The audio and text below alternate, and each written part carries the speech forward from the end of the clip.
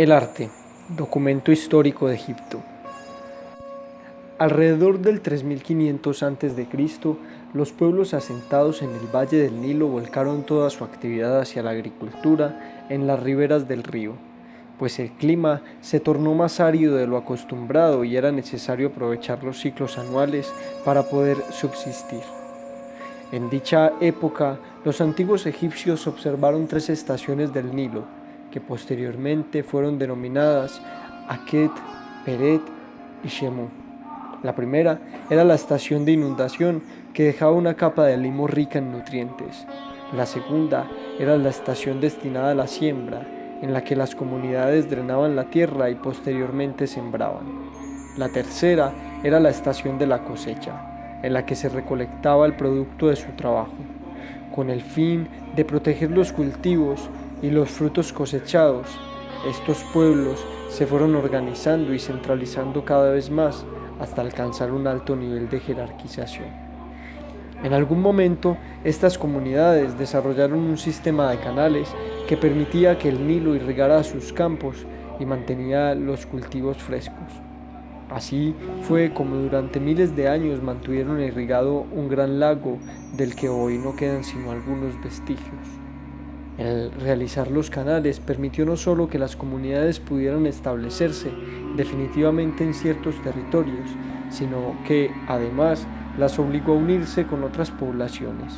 Así lo menciona Isaac Asimov. No era fácil excavar canales o mantenerlos en funcionamiento luego.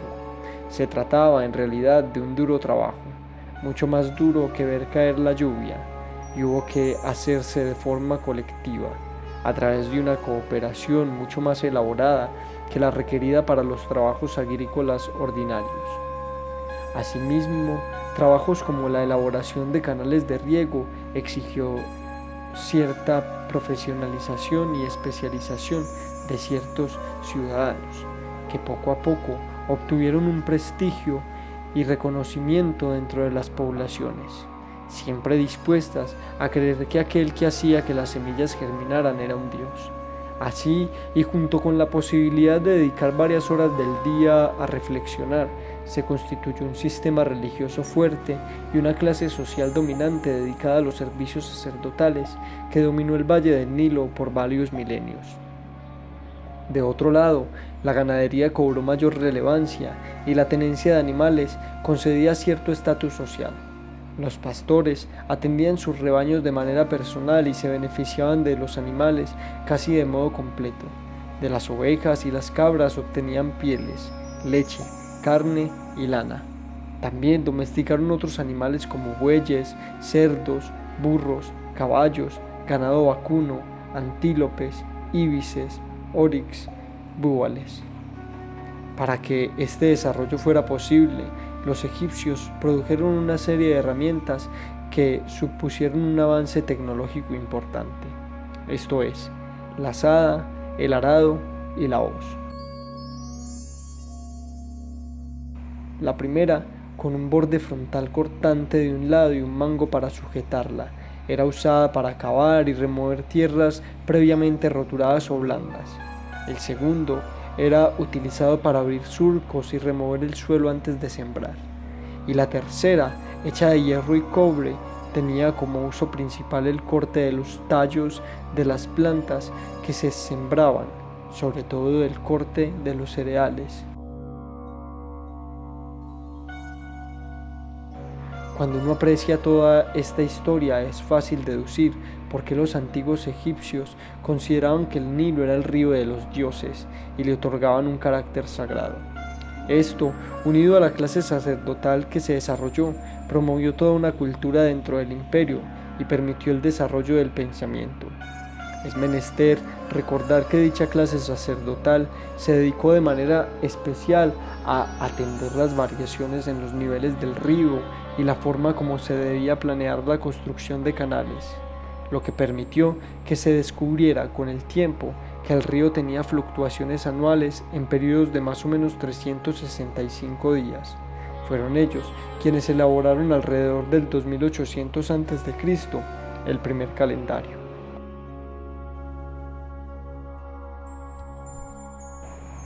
Igualmente, una clase sacerdotal dedicada a la planificación de la ciudad y la reflexión sobre los fenómenos de la naturaleza permitió el desarrollo de todo un sistema de conocimientos entre los que se destaca la geometría, utilizada para medir los límites de los predios que eran borrados por las crecientes del Nilo, y la pictografía o escritura mediante imágenes, utilizada para llevar registros de diferentes temas relacionados con la agricultura y la ciudad. Aquí nació una nueva clase de hombres, los artistas. En las pinturas y bajorrelieves encontrados, principalmente en las tumbas, se refleja toda la importancia sagrada del río y se da una breve narración de toda la cultura y la economía del pueblo egipcio. Y es aquí justamente, al lado de todo lo religioso y ceremonial, donde se evidencia la importancia del arte en el antiguo Egipto como una forma de medir el tiempo y comprender su historia. Cuando Thomas Mann habló de Egipto al escribir la tetralogía de José y sus hermanos, justamente planteaba la dificultad de entender el pasado de dicha civilización. Explica esta dificultad así: hondo es el pozo del pasado, es más, podríamos llamarlo insondable. Y esta afirmación también es válida, tal vez más que nunca, cuando nuestra atención se dirige única y exclusivamente al pasado del ser humano, esa criatura enigmática, receptáculo de nuestra existencia, a la vez natural y gozosa, sobrenatural y mísera, y cuyo misterio es, muy comprensiblemente, el centro en torno al cual giran todas nuestras palabras y preguntas, que imprime urgencia y pasión a todas nuestras palabras y énfasis a todas nuestras preguntas. Y es así porque cuanto más hondo excavamos, cuanto más hondo nos abrimos paso y tanteamos en el inframundo del pasado, más indescifrables se nos revelan los orígenes del hombre, de su historia y de su civilización.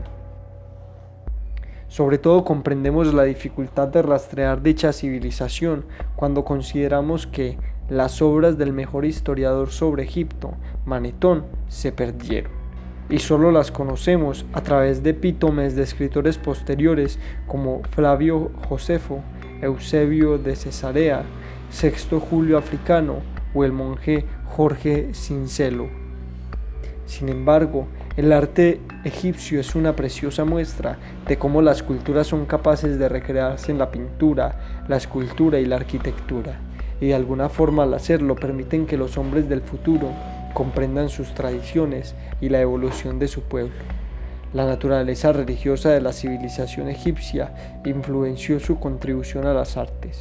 Muchas de las grandes obras del Egipto antiguo representan dioses, diosas y faraones considerados divinos. El arte está caracterizado por la idea del orden y la simetría. Asimismo, la agricultura y la ganadería fueron preservados en el arte pictórico, en el que los artistas egipcios se preocuparon por representar de modo sagrado los animales domésticos que servían para la ganadería, así como otros animales domésticos sagrados, como los perros y los gatos, y especies salvajes consideradas divinas como los caimanes. La simetría y el orden sirven no solo para narrar historias y comunicar ideas de manera articulada como escritura, sino también para dar una idea de las medidas y la geometría necesaria para trazar los canales que irrigaban los cultivos. El arte y la ingeniería estaban presentes en las construcciones para determinar exactamente la posición de cada punto y las distancias entre ellos, hasta la navegación en barcos de vela, que pudo ser preservado gracias a las representaciones que de dichos procesos se hacían en murales y pinturas. Hoy podemos conocer todo esto gracias a los frescos, los murales, las pinturas y las esculturas que dejaron los hombres del antiguo Egipto, quedando con esto demostrado que el arte tiene además por función la de preservar la historia de los pueblos.